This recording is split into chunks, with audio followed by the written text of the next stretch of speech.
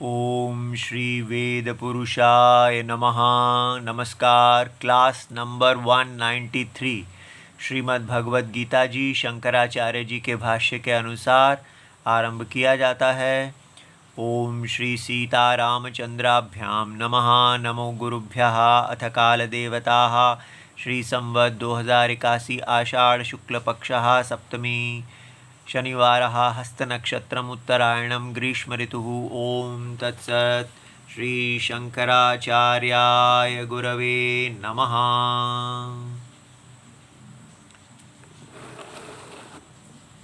न जायते वा कदाचिन् न जायते म्रियते वा कदाचिन् नायं भूत्वा भविता वा न भूयः अजो नित्यः शाश्वतोऽयं पुराणो न हन्यते हन्यमाने शरीरे।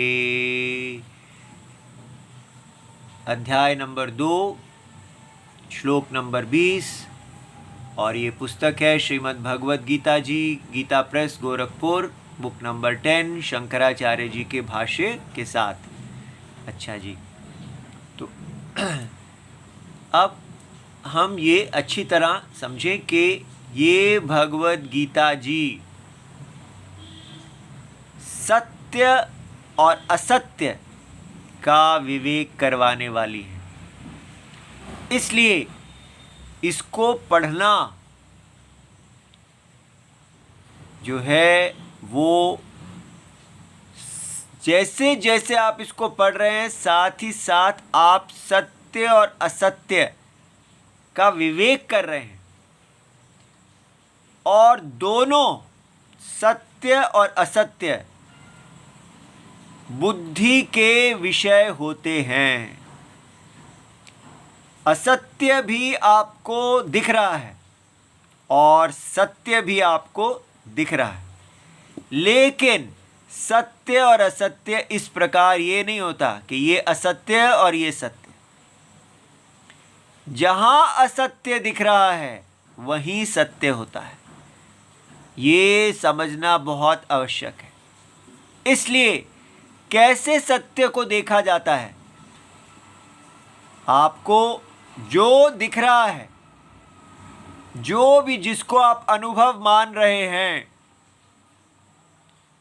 उसी को आपने समझना है कि वो जो अनुभव लग रहा है वो वास्तव में सत्य का मिस्टेक है, सत्य का विपरीत ग्रहणम है। इस प्रकार चलना है। इसका मतलब ये नहीं हो सकता कि ये जो आपको दिख रहा है कि आप देह हैं और ये जगत आपसे अन्य है और आप इसके भोक्ता हैं, तो ये तो सत्य है, ये तो ऐसा ही रहेगा। अब इसके अतिरिक्त हम किसी आत्मा के बारे में जान लेते हैं तो क्या हो गया? ये सत्य अपनी जगह रहा और भगवद गीता ने एक आत्मा के बारे में बता दिया। तब ये आत्मा आपको कभी अनुभव में होगा ही नहीं, क्योंकि अनुभव क्या है? ये जगत आप ये देख रहे हैं, आप कहते हैं ये अनुभव का विषय है और ये विश्वास का विषय है। तो भगवद गीता सारी विश्वास की विषय बनती जाएगी, क्योंकि अनुभव तो अपनी जगह, ये जो सत्य है जिसको आप पहले सत्य मानते हैं वो वैसा का वैसा ही रहा। उस सत्य के साथ हमारे पास एक और चीज़ आ गई, आत्मा, जो न जायते न म्रियते, जो ना मरती है न जन्म लेती है। तो उसको हमने सुन लिया, हमने कहा हाँ ठीक है ठीक है। ऐसे भगवद गीता नहीं पढ़नी है, ठीक है? तो कैसे पढ़नी है? ये पहले देखिए कि हमारा सत्य क्या है, किसको हम सत्य मानते हैं। हम इसको सत्य मानते हैं कि मैं जन्म लेता हूँ, मैं मरता हूँ, ठीक है? मैं जन्म लेने वाला विनाशी हूँ। मैं कौन हूँ? मैं जन्म और मरने वाला देह हूँ। इसलिए अहम प्रत्यय का विषय मेरे लिए देह है। अहम प्रत्यय विषय क्या होता है? अहम अहम शब्द का उच्चारण करने पर जो मन में प्रत्यय, जो मन में बुद्धि उत्पन्न होती है, वो बुद्धि हमें अर्थ का बोध कराती है। 3 चीज़ें हैं, शब्द, प्रत्यय और शब्दार्थ। जब भी किसी शब्द का उच्चारण होता है, जैसे अग्नि, अग्नि शब्द का उच्चारण करने पर हमारे मन में, अंतःकरण में एक प्रत्यय जन्म लेता है, माने एक बोध, एक बुद्धि जन्म लेती है। उस बुद्धि से हम बाहर की अग्नि अर्थ को, शब्द के अर्थ को समझ लेते हैं, जान लेते हैं। इसी प्रकार हम जब अहम शब्द का प्रयोग करते हैं, आई शब्द का प्रयोग करते हैं, तो हमारे अंदर दिमाग में जो बुद्धि पैदा होती है वो ये है कि अहम कौन है?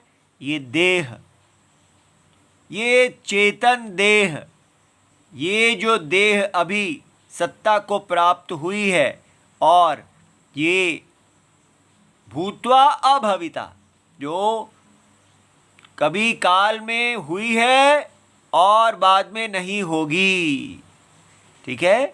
या नहीं होकर, जब वो नहीं होगी फिर दोबारा कभी होगी, तो होती है नहीं होती है, होती है नहीं होती है। इस प्रकार मैं नथिंग, नहीं होना माने कुछ नहीं, होना माने होना। तो ये शरीर जो है, मैं क्या हूँ? एक शरीर जो चेतना को प्राप्त कर लेता है, अस्तित्व को प्राप्त कर लेता है और कालांतर में कुछ देर भोग करता है और भोग करते करते फिर वो पत्थर, मिट्टी, जड़ हो जाता है। इस प्रकार मेरा जन्म है, मेरा मरण है। अब ये मेरा सत्य है। ये जो सत्य है, अगर ये चेंज ही नहीं हुआ, ये बदला ही नहीं, और इसके साथ मैंने सोच लिया कि इस मेरे शरीर के अंदर एक भूत नाम की एक आत्मा है जिसको मैं नहीं जानता, वो कभी नहीं मरती, तो वो भूत नाम की आत्मा आपके सत्य को नहीं बदल रही, आप अभी भी भोगता है। इसीलिए हमारे हिंदू भगवत गीता पढ़ने वाले वो भोगता ही रहते हैं, उनके अंदर कभी चरित्र नहीं आता। वो अगर एक पॉलिटिकल पार्टी के हेड हैं तो वो वही करेंगे जिससे उनका पेट भरता है। अपने पेट को, अपने तन मन को भरना, अपनी महत्वाकांक्षाओं को भरना, यही हम सबका एकमात्र जीवन का उद्देश्य रहता है। चाहे भगवत गीता पढ़ लो या ना पढ़ लो, सब एक बराबर। क्यों? क्योंकि ये भगवत गीता हमारे सत्य को बदलती ही नहीं, ठीक है? हम वही रहते हैं कि हम सब उपभोक्ता हैं, चाहे वो रूलिंग पार्टी का हेड हो या ऑपोजिशन पार्टी का हेड हो, या किसी मठ के गुरुजी हो या वहाँ का शिष्य हो, सब के सब देह हैं, शरीर हैं, और शरीर को भरने के लिए इस संसार में घूम रहे हैं। तो जब हम शरीर हैं और शरीर को भरने के लिए घूम रहे हैं, तो फिर क्या धर्म और क्या अधर्म? हर व्यक्ति अपनी स्वार्थ के लिए अपने आप धर्म का निश्चय कर लेता है। इसलिए अच्छी तरह समझें कि धर्म सत्य के अनुसार जीने को धर्म कहते हैं, और असत्य के अनुसार, माने धर्म सत्य की अवहेलना करने को अधर्म कहते हैं। ये नहीं कह सकते कि हम हिंदू हैं, हिंदू तो हैं, लेकिन क्या है आपका सत्य क्या है? यदि आपका सत्य है कि आप एक देह हैं और देह को भरना है आपका जीवन, तो फिर किस काम के हिंदू? वो तो एक बंदर भी हिंदू होगा फिर, ठीक है? इसलिए जब तक हमें ये नहीं समझ में आएगा कि हमने ये जो अपने शास्त्रों का इलिटरेट, अनपढ़ रहने की कसम खा रखी है कि हमें अपने शास्त्रों की आवश्यकता ही नहीं है। धर्म और अधर्म का ज्ञान तो हमें पहले ही है। धर्म का मतलब क्या है? हम सब शरीर हैं, तो फिर सबके शरीरों की रक्षा करो। मानवता यही नमः। बस मानवता ही धर्म है। सामने ही दिख रहा है कि सब हम शरीर हैं, शरीरों को पालना धर्म है। जो लोग लोगों के शरीरों को नहीं पालते, स्वार्थी होते हैं, वो अधार्मिक होते हैं। इस प्रकार हम सब पहले ही ज्ञानी हैं। कोई किसी को आवश्यकता नहीं है कि हमारा वेद शास्त्र किसी अन्य सत्य को बता रहा है। इसलिए ये जो हम स्वयं अपने वेद के, अपनी परंपरा के, अपनी ज्ञान गंगा के शत्रु हैं। ये मत कहिए कि कोई हमारे हिंदू धर्म का अपमान करता है। हम स्वयं अपने हिंदू धर्म का अपमान कर रहे हैं, क्योंकि हम कह रहे हैं एक वानर होना ही हिंदू है, शरीर होना बस। और हम सबको कहते हैं आप लोग शरीर को क्यों नहीं पालते, आप क्यों कौमी एकता इत्यादि बना रहे हैं। हमारी तरह रहिए। देखिए, हम तो केवल अपने शरीर को पालते हैं, देश के शरीर को पालते हैं, परिवार के शरीर को पालते हैं। सबको कहते हैं खाओ। ये बाजारवाद है। तो क्या बन गया है हिंदुइज्म? हर एक अपना संगठन अपना एक वाद निकाल देता है कि क्या उसके स्वार्थ के अनुसार अपनी अपनी डफली और अपना अपना राग।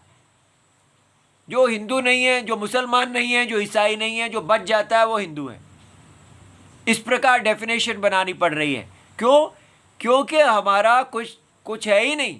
हमारा एक ही है कि हम सब शरीर हैं और हम कहते हैं भाई अपने अपने शरीर की रक्षा करो, ऐसे जियो कि हम सब खाएं। तो हम सोचते हैं हम तो सबसे बड़े साधु हैं, हम किसी को तंग नहीं करते हैं। हम सब कहते हैं सब खाओ, सब बाजार में आओ, अपना अपना माल उतारो, अपने आप को बेचो, अपने आप को दूसरों को खरीदो, खरीदना बेचना करो और खाओ पियो आराम करो। हम में तो कोई प्रॉब्लम ही नहीं है। हम कहीं भी जाते हैं, किसी भी देश में जाते हैं, व्यापारी हैं, व्यापारी तो हर जगह चलेगा। तो ये जो न जायते म्रियते इत्यादि हमारे लिए कोई मायने नहीं रखता। हमारे लिए एक ही चीज मायने रखती है, व्यापार, बिजनेसमैन।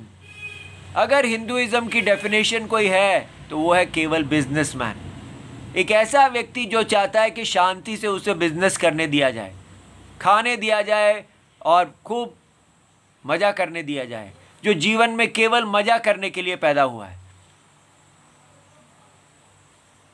इसलिए पहले अच्छी तरह हमें देखना है कि हम कहाँ हैं। अगर हम ऐसा देखेंगे ही नहीं तो हम वही दोष करते रहेंगे जो चला आ रहा है। पहले दोष को देखना पड़ता है कि ये जो देह, इसीलिए हमने मॉडर्न साइंस को इस भारत में स्वीकार कर रखा है, जो मानती ही नहीं कि कोई ऐसा आत्मा है जो ना जायते म्रियते, क्योंकि हमें फ़र्क ही नहीं पड़ता। हम कहते हैं मॉडर्न साइंस ठीक है। एक प्रश्न जो सारे हिंदुइज्म को मोहित कर देता है वो क्या है? पूछा जाता है आपको विद्यालय चाहिए या मंदिर चाहिए? और हर हिंदू यही कहेगा कि भाई हमको तो विद्यालय चाहिए। वैज्ञानिक बनेंगे, कुछ आविष्कार करेंगे, कुछ दुनिया बनाएंगे, मंदिर क्या करेगा? अगर हम विद्यालय बनेंगे तो मंदिर भी बन जाएगा।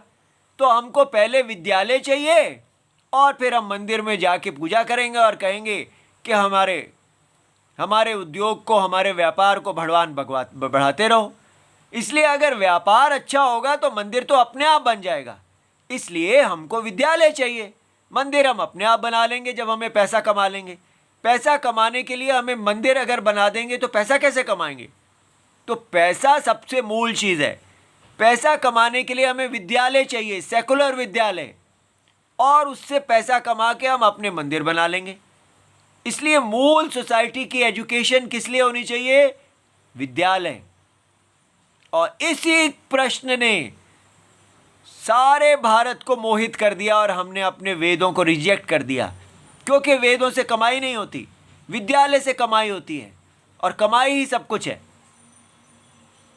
ये लेकिन क्यों निकल रहा है ये कमाई सब कुछ है? क्योंकि हम देह हैं। अगर हम शरीर हैं तो फिर हमको पैसा चाहिए, पैसा ही सब कुछ है। ये है मॉडर्न हिंदुइज्म। हम कितनी दूर आ गए हैं। इसलिए पहले अपने दोष को देखें। पर ये लगता तो ठीक ही है कि पैसा ही सब कुछ है। उससे प्रश्न होना चाहिए था कि क्या आपको नास्तिक साइंस चाहिए या आस्तिक साइंस, ये क्वेश्चन होना चाहिए था। विद्यालय और मंदिर के बीच में विकल्प का प्रश्न नहीं होना चाहिए। प्रश्न होना चाहिए, क्या आपको नास्तिक वेद विरुद्ध साइंस चाहिए या आपको आस्तिक वेद के अनुसार ही साइंस चाहिए। अगर ये प्रश्न होता तो हम कहेंगे कि हम वेद विरुद्ध साइंस क्यों लें, क्योंकि वेद सत्य को कह रहा है। हमको आस्तिक साइंस चाहिए, हमारे विद्यालय में आस्तिक साइंस पढ़ाई जाए। अगर आस्तिक साइंस हम पढ़ेंगे तो क्या धर्म, अर्थ, काम और मोक्ष, चारों पुरुषार्थ हम जीत लेंगे। जीवन की पूर्ति धर्म, अर्थ, काम, मोक्ष में है, ना कि केवल धर्म, धन में, अर्थ में। आज हमारा हिंदू इसी कारण से अर्थपरायण हो गया है, क्योंकि हमको यही क्वेश्चन दिया गया है, विद्यालय या मंदिर। तो हम कहते हैं विद्यालय से अर्थ आएगा, और क्वेश्चन क्या होना चाहिए, नास्तिक साइंस पढ़ाने वाला विद्यालय चाहिए या आस्तिक साइंस पढ़ाने वाला विद्यालय, वेद के विरुद्ध साइंस पढ़ाने वाला विद्यालय चाहिए या वेद के अनुसार ही साइंस पढ़ाने वाला विद्यालय। ये था हमारा भारत, वेद के अनुसार ही साइंस पढ़ाने वाला भारत था। हम उसको छोड़ के हमने नास्तिक साइंस पढ़ाने वाले विद्यालय को चुन लिया, क्योंकि हमें लगा इससे अर्थ है। ये जो था वेद के अनुसार ही साइंस पढ़ाने वाला विद्यालय, ये हमें धर्म देता था। धर्म के अनुसार अर्थ और काम कमाना हमारा धर्म है, लेकिन हमने उसको छोड़ दिया। अगर हम धर्म के अनुसार अर्थ और काम कमाते हैं तो हमें मोक्ष की प्राप्ति होती है, ये धर्म मोक्ष देने वाला है। लेकिन हमने उस धर्म की परिभाषा, वो कौन सा धर्म है जिसका पालन करने से जो भी अर्थ काम मिल जाए उसमें संतोष करो, वो धर्म क्या है, वो है न जायते म्रियते, इस परमात्मा का धर्म। लेकिन हम इस धर्म की परिभाषा को ही भूल गए।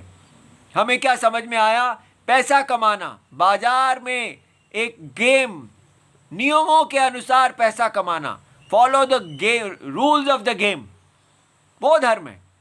और हम अपने बच्चों को यही सिखाते रहे कि आप बस जिसका नमक, जिस मालिक, जिस कंपनी में जाओ, जहां नौकरी करो, वो वहां पर आप सच्चे रहो, सच्चाई से आप आगे बढ़ो। और हम अंग्रेजों के गुलाम हो गए, उन्हीं का नमक खाने लगे, राम का नमक हम भूल ही गए। इसलिए बहुत मौलिक सोच की आवश्यकता है। ये भगवत गीता हमको वापस back to Veda, Astik science, हमें आस्तिक साइंस वाला विद्यालय बनाना है। आस्तिक साइंस वाला विद्यालय अपने आप ही मंदिर होता है, इसलिए विद्यालय और मंदिर में विकल्प नहीं है। आस्तिक साइंस वाला व्यक्ति चलता फिरता मंदिर है, वो चलता फिरता राम है। और आस्तिक साइंस क्या है, ये है आस्तिक साइंस। इसलिए पहले अच्छी तरह जानिए कि किस करेक्शन को करने के लिए हम भगवत गीता पढ़ रहे हैं। न जायते म्रियते वा कदाचित, कभी भी ये आत्मा, कौन सा आत्मा, जो ये जो सत्य दिख रहा है इसका भी सत्य, जो अभी सत्य दिख रहा है वो केवल अविचार के कारण सत्य दिख रहा है। क्यों, कौन सा अविचार हो रहा है, यही कि अभी हमें दिख रहा है कि ये देह, मैं देह हूं और ये देह ही सत्यम है। अगर देह सत्यम है तो पैसा सत्यम है, अगर देह सत्यम है तो मॉडर्न साइंस सत्यम है। लेकिन अगर देह ही सत्यम है, ये देह ही है जो कभी मरता नहीं है और पैदा नहीं होता, और कहाँ है, इसका अनुभव क्यों नहीं है, इसका अनुभव है, इसी का अनुभव है। कैसे, ये आपने देखना है कि हम जिसको देह कह रहे हैं वो देह जो है, वो देह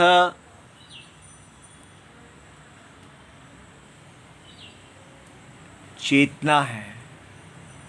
ठीक है, वो देह जो है वो चेतन देह है और चेतना निर्विकारी, ना जन्म लेने वाली है ना मरने वाली है। जिस देह के अंदर जो चेतना है उसको देखिए, अभी देखिए, क्या ये चेतना देह के साथ विकार को प्राप्त हो रही है? क्या आपका अस्तित्व भी विकृत हो रहा है? अगर आपके हाथ को काट दिया जाए तो आपका अस्तित्व कट जाएगा? क्या आपकी चेतना कट जाएगी? जब तक ये शरीर आत्मा को धारण करने को योग्य रहता है, आत्मा और अस्तित्व बिना कटे, बिना विकार के इस देह में प्रकाशित होते हैं। इसलिए ये देह जो है ये विकारी है, ये जन्म लेने और मरने वाला है, किंतु आत्मा निर्विकारी है, उसमें कोई विकार नहीं है। कदाचित नायम भूत्वा भविता वा न भूयः, कभी भी ना ये होगा, होकर नहीं होता, या ये नहीं होकर हो जाता है, ऐसा नहीं होता। इसका हम भाष्य देखते हैं। शंकराचार्य जी कहते हैं न जायते न उत्पद्यते।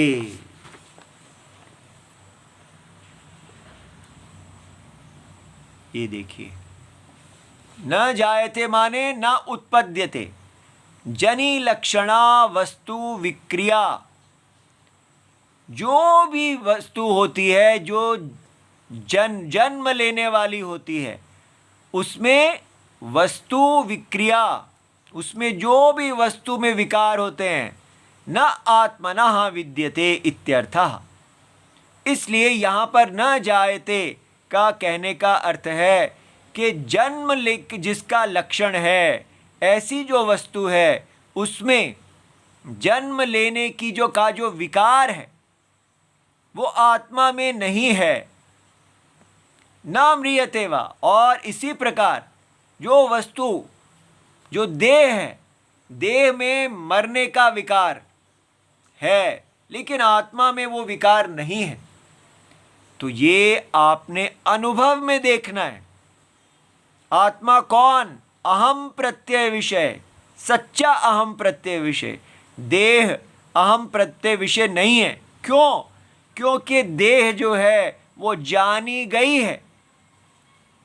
देह अपने आप को नहीं जानती, वो जड़ है, और आत्मा अपने आप को जानती है। ये एक बहुत ही कमाल की, बहुत ही विचित्र, बहुत आश्चर्य करने वाली चीज़ है, अपने आप को स्वयं जानना। ये क्या चीज़ है? इस पे थोड़ा सा भी विचार करते हैं तो एकदम व्यक्ति को चक्कर आ जाता है कि अपने आप को स्वयं जानना क्या है। ये सबसे बड़ी चीज़ है इस संसार में, अपने आप को स्वयं जानना। स्वयं ज्योति, स्वयं सिद्ध, आत्मा स्वयं सिद्ध है और देह स्वयं सिद्ध नहीं है। देह जो है वो आत्मा की स्वयं सिद्धता, अस्तिता स्वयं सिद्धता ही होती है। कोई अस्तिता ऐसी नहीं है जो स्वयं सिद्ध ना हो। तो देह की, ये जो देही है, देही आत्मा की स्वयं सिद्धता ही को ही हम देह की अस्तिता समझ रहे हैं। ये बात समझ में आ रही है? देही आत्मा की स्वयं सिद्धता, अपने आप को स्वयं प्रकाशित करना, अपने आप को स्वयं जानना, स्वतंत्र होना, किसी भी अन्य नाम रूप की अपेक्षा नहीं रखना। वो जो कैरेक्टर हमें दिख रहा है, वो जो गुण हमारे अनुभव में है, उसको हम देह का गुण समझ रहे हैं, और देह का नाम रूप इस स्वयं सिद्ध आत्मा जो नाम रूप से विहीन है उसको नाम रूप समझ रहे हैं। इस प्रकार जो अहम प्रत्यय विषय आत्मा है और जिसका अस्तित्व है, जो स्वयं सिद्ध अस्तित्व है जिसका, वो स्वयं सिद्ध अस्तित्व को हम नहीं जानते हुए एक और प्रत्यय विपरीत प्रत्यय इसमें रीड कर रहे हैं। वो क्या है? देह। इसलिए देह केवल एक अतत धर्म है जिसको सत्ता मिल गई है। और हम जैसे ही हम सत्ता कहेंगे कि ये सत्ता आत्मा की है, स्वयं सिद्ध आत्मा है, देह जो है उसमें कोई सिद्धता नहीं है। ठीक है? इसलिए देह केवल एक रस्सी में दिखने वाले सांप के समान है और ये पूरा जगत देह है आत्मा की। आत्मा एक है, निर्विकार। वो आत्मा ना जन्म लेता है ना मरता है। ऐसा आपको देखना है। जैसे आप साइंस पढ़ते हैं तो साइंटिस्ट जो कुछ भी कहते हैं वो प्रमाणों का विषय होता है। तो ये कैसे प्रमाण का विषय है? ये वेद हमने देखा है, ये करेक्टिव अतत धर्म जो अध्यारोपण है, मात्र निवर्तक प्रमाणम है। जो अतत धर्म आत्मा के ऊपर अध्यारोप हुआ है, सुपर इम्पोज हुआ है, उस अतत धर्म को दूर करने वाला है। तो आत्मा के ऊपर क्या अतत धर्म दिया हुआ है? आत्मा को हम समझते हैं कि वो तो विनाशी देह का विगुण है। तो चेतना जो है वो स्वयं सिद्ध नहीं है। जैसे हम चेतना को कोई जानता है, ये चेतना को कौन जानता है? अस्तित्व को कौन जानता है? देखो विचार करके, चेतना स्वयं सिद्ध है और कोई पर सिद्ध चेतना होती ही नहीं है।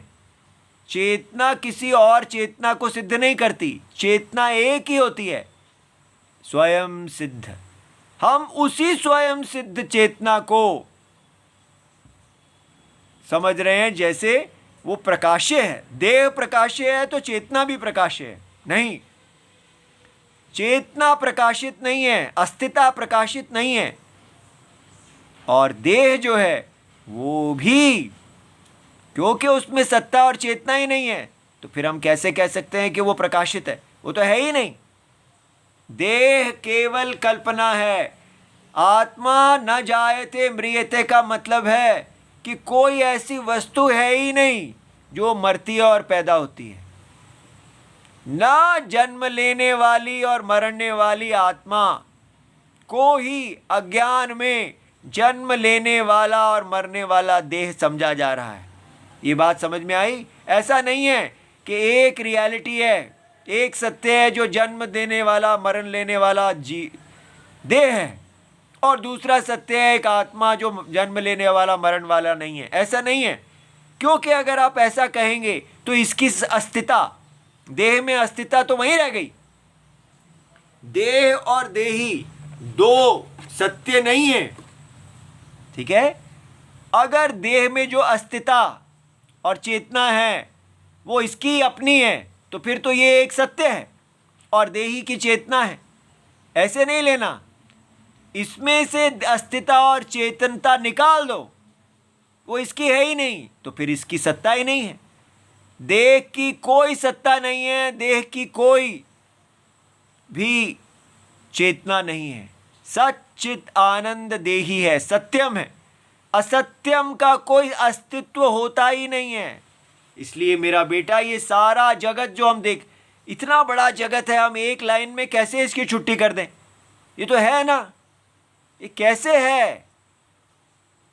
कोई भी अविचार विचार करने पर वो कितना पुराना कितना बड़ा हो, असिद्ध हो जाता है। ठीक है? इसलिए ये सारा जगत परम सत्य आत्मा में प्रतीति मात्र है। तो देह का, चाहे वो व्यष्टि देह है या समष्टि देह है, ठीक है, देह जो है वो कैसी भी हो, व्यष्टि हो या समष्टि हो, होल या पार्ट, वो आत्मा की का ही सत्ता चेतना के कारण सत्य लगती है। उसकी कोई सत्ता है ही नहीं। ये समझना है, इतना बड़ा ज्ञान है ये। तो अगर आप अपने आप को ना जन्म लेने और मरने वाला, हम उसको आत्मा को ना जन्म लेने और मरने वाला क्यों कह रहे हैं? क्योंकि उस पे अतत धर्म, जन्म लेना और मरने का अतत धर्म आत्मा पे डाला हुआ है अज्ञान के कारण।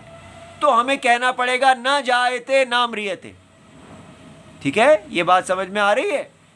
आत्मा को आप न से ही बता सकते हैं। जो जन्म लेने वाला मरने वाला नहीं है। क्यों?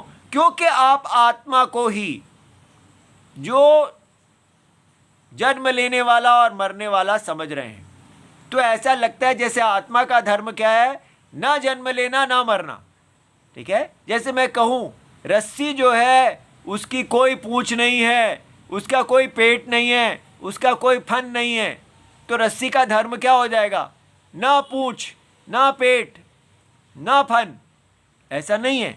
वो ना जो है वो केवल अतत धर्म का निराकरणम है, negation of the super imposed धर्म। ठीक है, एट्रीब्यूट। ये बात समझ में आ गई? तो आत्मा को न से ही बताया जाता है। अब ये देखिए, न म्रियते च इति अंत्या विनाश लक्षणा विक्रिया प्रतिषिध्यते। तो आरंभ में जन्म और अंत में विनाश, मरण। तो भगवान ने जब ऐसा कहा न जायते म्रियते, तो बीच के जितने भी हैं वो सब कवर हो गए। इसलिए बीच में जो वर्धते इत्यादि हैं वो भी नहीं है, कोई विकार नहीं है। आत्मा परम सत्य निर्विकार है और सारा विकार सत्ताहीन मिथ्या है। ठीक है, आगे कल देखेंगे। ओम नमो भगवते वासुदेवाय। प्रणाम।